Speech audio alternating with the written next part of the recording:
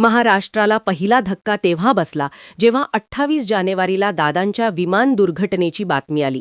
पण आज पूर्ण 12 दिवसांनंतर राज्याला दुसरा आणि कदाचित सर्वात मोठा धक्का बसलाय. या संपूर्ण घटनेमागे एक असं चौकटणारा सत्य आहे की ज्याची कुणीच कल्पना केली नव्हती.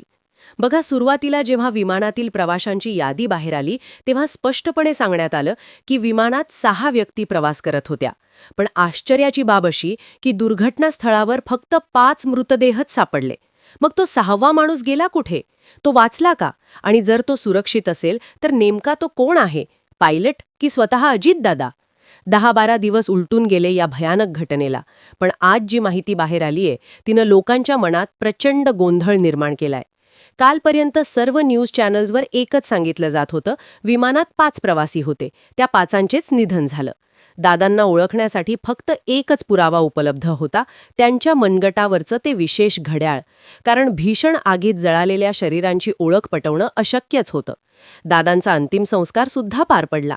पण आता जो खुलासा झालाय त्यानं महाराष्ट्रात एक वेगळाच संताप पसरलाय. कुणीच याचा विश्वास घेऊ शकत नाहीये.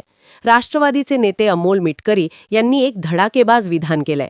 त्यांच्या म्हणण्यानुसार ज्या जागी हे भयंकर अपघात घडला त्या ठिकाणी ते घटनेच्याच दिवशी सायंकाळी पोहोचले होते. संध्याकाळी 5 वाजता जेव्हा मिटकरी घटनास्थळावर पोहोचले तेव्हा तिथल्या गावाच्या सरपंचांनी त्यांना काहीतरी अविश्वसनीय सांगितलं. सरपंचांनी स्वतः पाहिलं होतं की विमान खाली पडण्यापूर्वी कुणीतरी त्यातून बाहेर उडी मारण्याचा प्रयत्न करत होता. त्या व्यक्तीला वाचवण्यासाठी आम्ही धावत गेलो, पण तेवढ्यात प्रचंड स्फोट झाला आणि 5 जणांचा मृत्यू झाला, असं सरपंचांनी सांगितलं. असा गंभीर आरोप मिटकरी यांनी केलाय. या एका वक्तव्याने संपूर्ण केसला नवीन दिशा मिळालीय.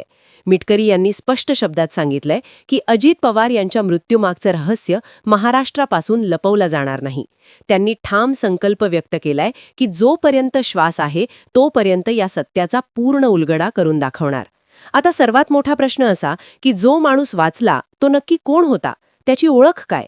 याचा निर्णायक पुरावा लवकरच मिळणार आहे. ब्लॅक बॉक्स जेव्हा तपासला जाईल तेव्हाच खरी माहिती बाहेर येईल. त्या फ्लाईट रेकॉर्डरमध्ये नेमकं काय नोंदवलं गेलंय हे समजल्यावरच कळेल की 6वी व्यक्ती अस्तित्वात होती की नाही.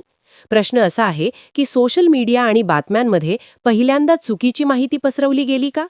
5 व्यक्ती होत्या असं सांगताना अचानक 6व्या व्यक्तीचा उल्लेख तोंडून सुटला का? हे सगळं अद्याप अनुत्तरित आहे. लक्षात घ्या, ही सर्व माहिती विविध सूत्रांकडून आणि संशयित व्यक्तींच्या वक्तव्यांवर आधारित आहे.